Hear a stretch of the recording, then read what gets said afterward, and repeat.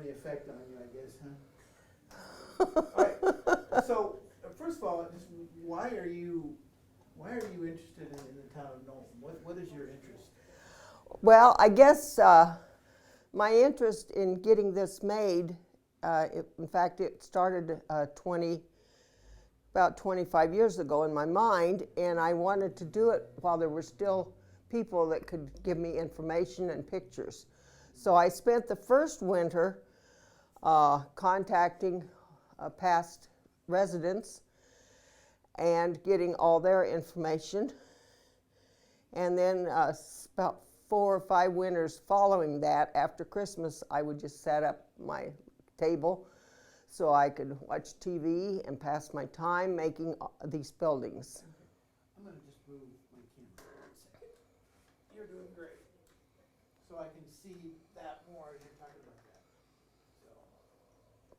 So that it kind of started with building this diorama. That's kind of what started it, or? Yes. So tell me about you decided to do this because you wanted to preserve the memory of the town? Or? Yes. The town was depleting, and it had become unincorporated in 1926. The post office went out in 1926. 1864 was the first burial in the Knowlton Cemetery. So from there, we know there were settlers in the area, and quite a few buildings in this little hamlet. A lot of Indians were around here, and they first called Knowlton Indianville because of the Indians. And then the railroads made our little villages as they came through the west. And we had a little town of Goshen village a few miles to the west of here, and the train came from Humiston across to Shenandoah, and that was the H&S, and they had then it was changed to the CB&Q, which was Chicago, Burlington, Quincy. And of course Goshen was growing, and Knowlton is sitting up on the hill, still Indianville. So then the Chicago Great Western decided to, or was plotting out their railroad from Kansas City to Des Moines and on to Minneapolis and Chicago. And so they thought they were going to go through Goshen, but the Goshenites were disappointed when they moved to, kind of followed Grand River and went on right up through Knowlton. So that with these two railroads crossing, it became a hub of activity. They needed food and they needed lodging, and that was the beginning of Diagonal. Now, 1881 was when Goshen was at its prime, and then at the same time Knowlton, Indianville, was doing its progress. And they had 450 people as a population in Indianville in oh gosh, I better not say for sure. Real quick. And, so just keep talking. Anyway, the Diagonal people were the people here in this at the intersection of the two railroads were building some buildings. They didn't have a name. In fact, they talked about calling it Hacky Dad, which is rather primitive. They offered Knowlton and Goshen a free lot if they would move here, and people did. They moved their homes, and when we look at the diorama, some of these homes were moved to Diagonal, and some of the businesses came, and Knowlton gradually just faded away. So how did you get the idea to make this diorama? What prompted you to do that? Idiocy, is there a word for idiot? A glorified, I don't know. My husband said, "You really know what you're taking on," and I didn't listen. So a lot of times I didn't listen. So I guess I just wanted to do it. And it was mentioned after this got done about doing one for Diagonal, but we're too spread out. We don't have, you'd have to have a big room. So this tells you a lot about the town. It had stores, Yes. churches, school, a lot of stuff. To talk about what was in the town when it was at its peak.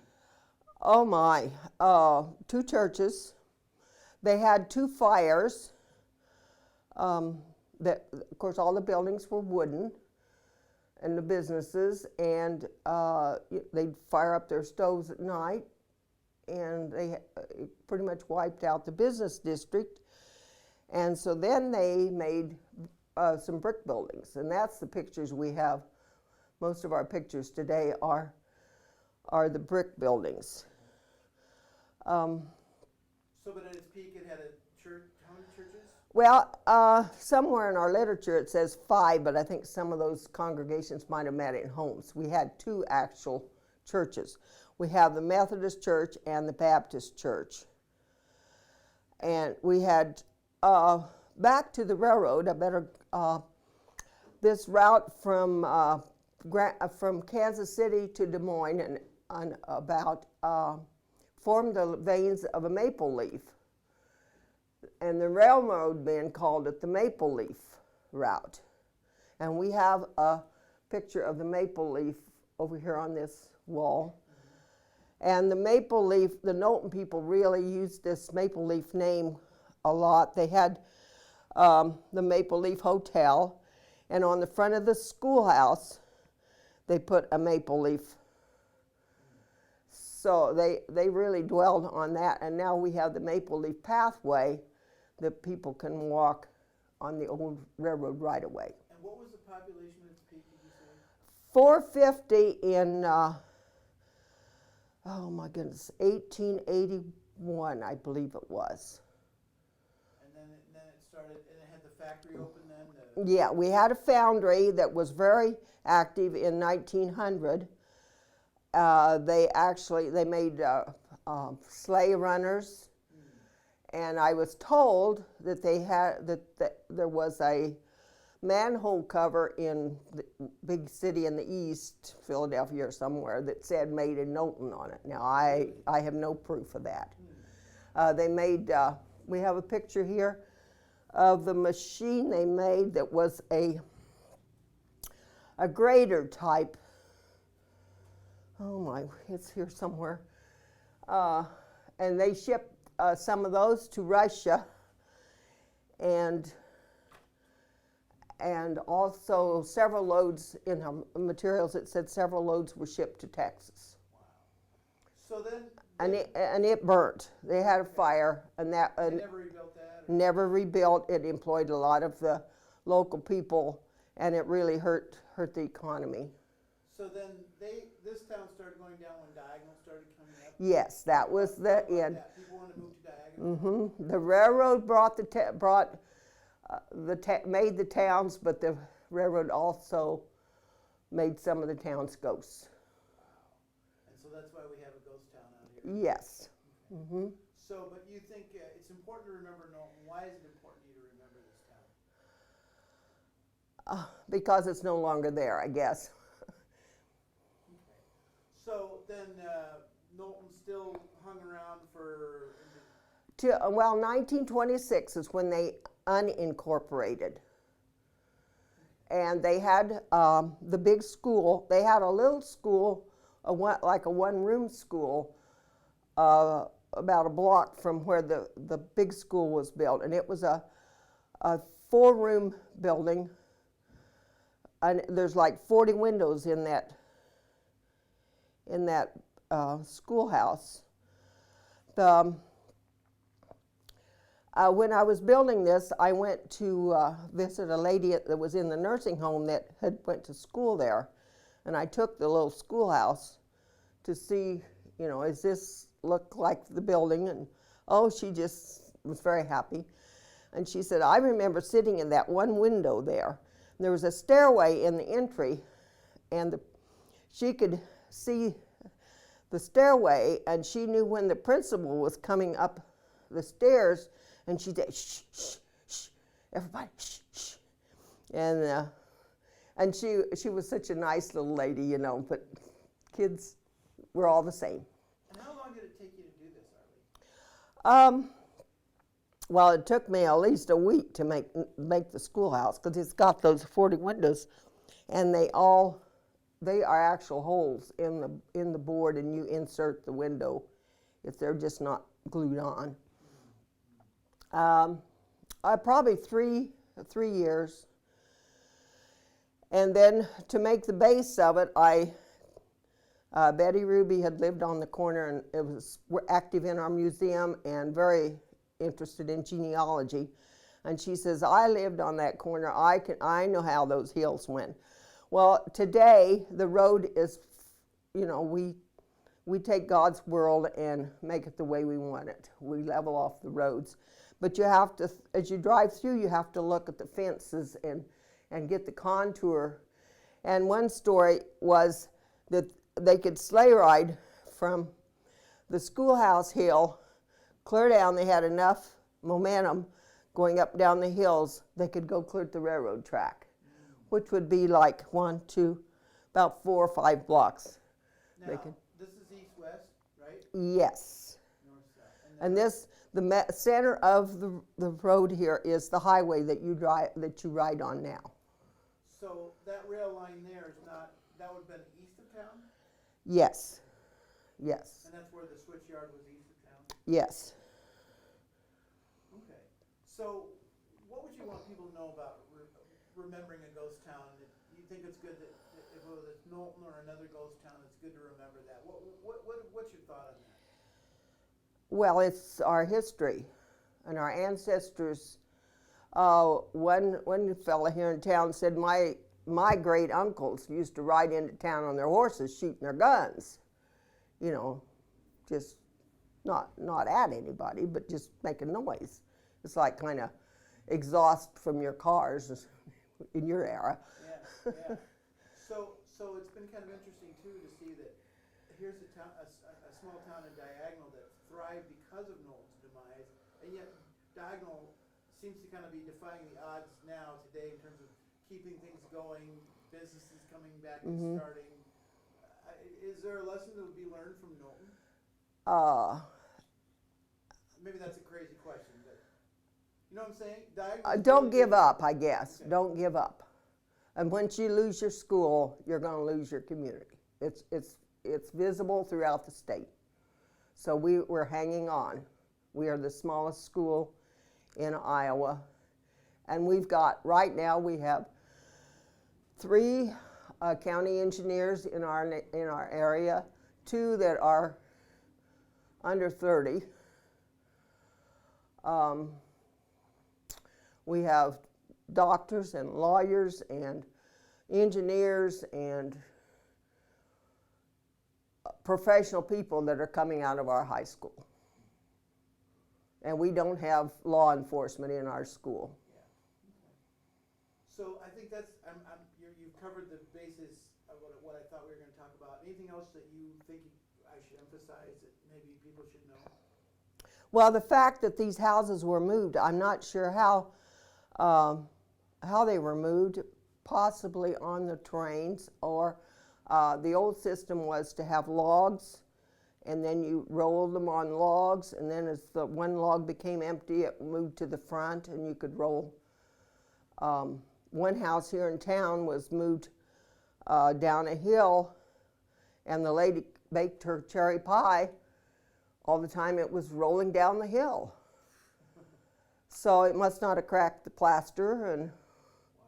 I mean, our ancestors were very intelligent. We think with our technology that we are intelligent, but we inherited it from them if we are intelligent. I guess if we're not, we maybe inherited a little bit of that too.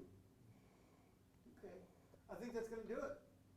I have all your businesses that were in Knowlton. Oh my. Oh my. We had a blacksmith shop. We had an undertaker. Of course, the hotels. We had a bank. And there was a hotel down here. And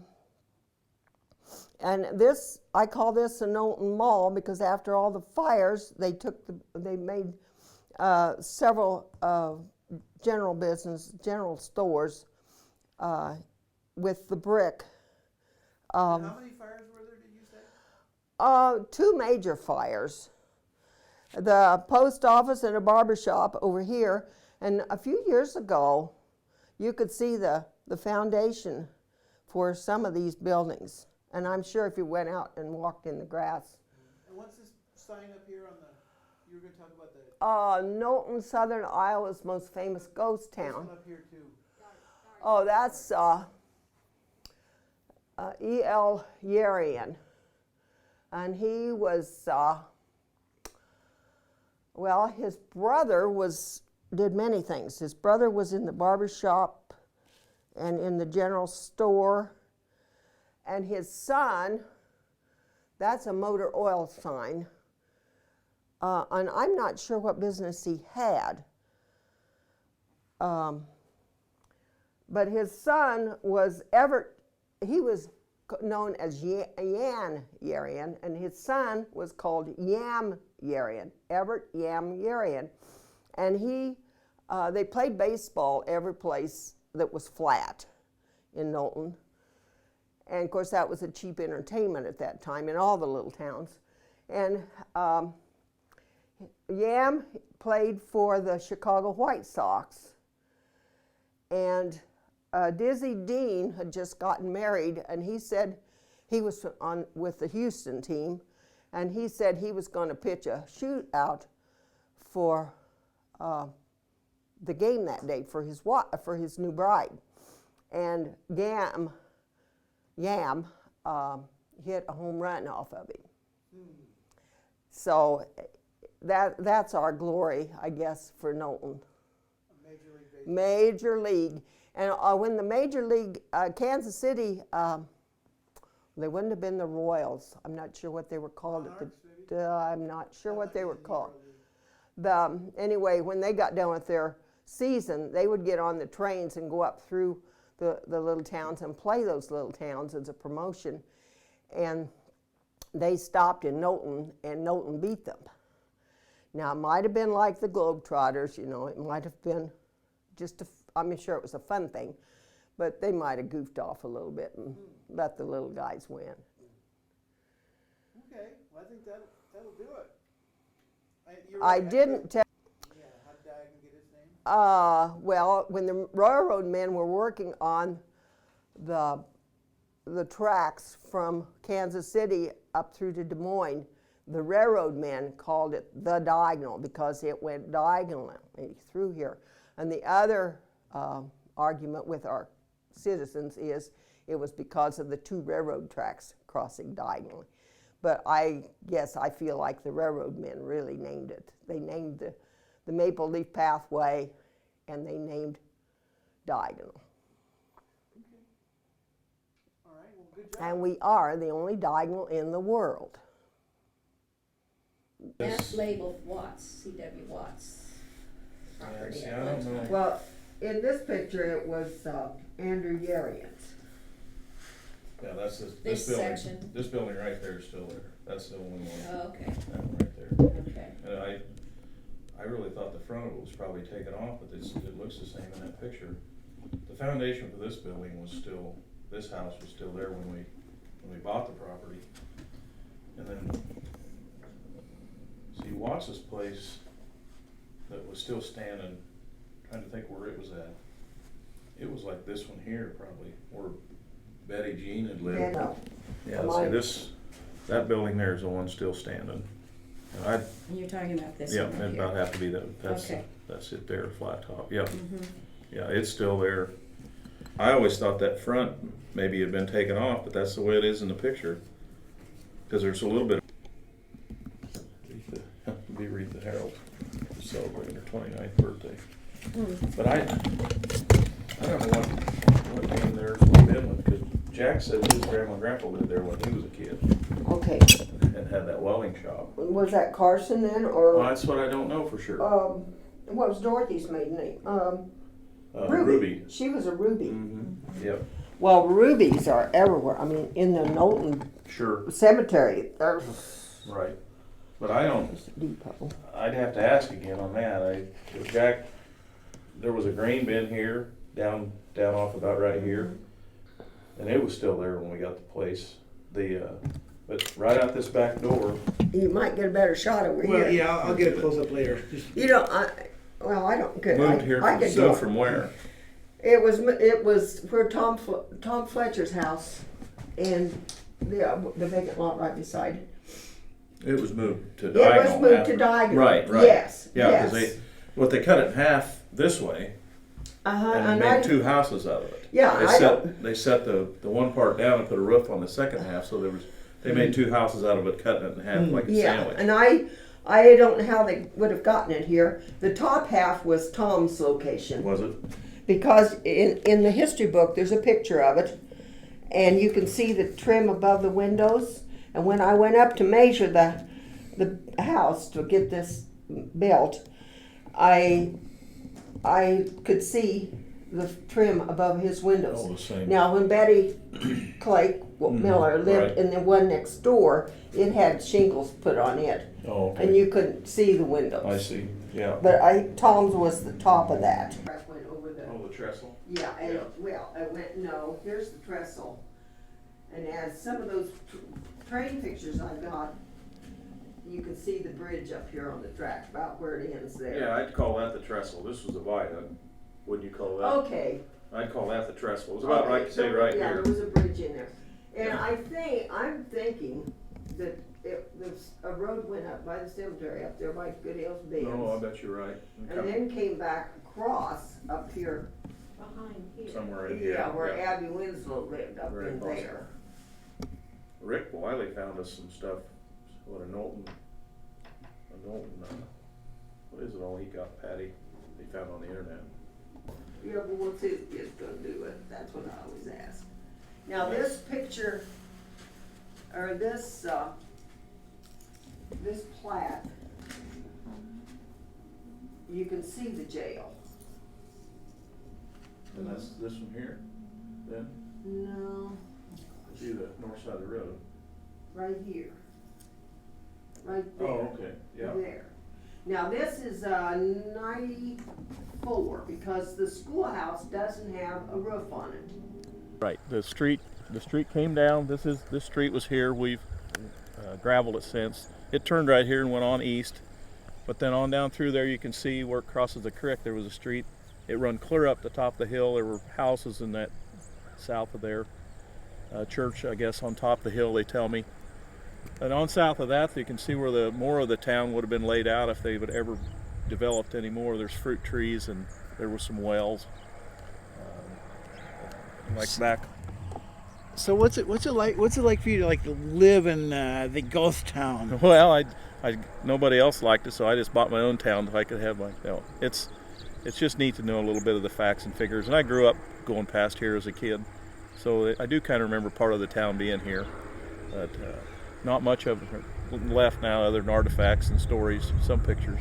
But, And this part of the original building, you're going to keep that, or? this building we're going to leave intact. My wife's great grandparents had this was a shop. There was a house set right beside it, and out the back door when we bought this farm, the foundation was still here for this house, and there were sidewalks that went down to a little barn, a bin, a grain bin, and he could do all his chores out the back door of the house without it touching the mud.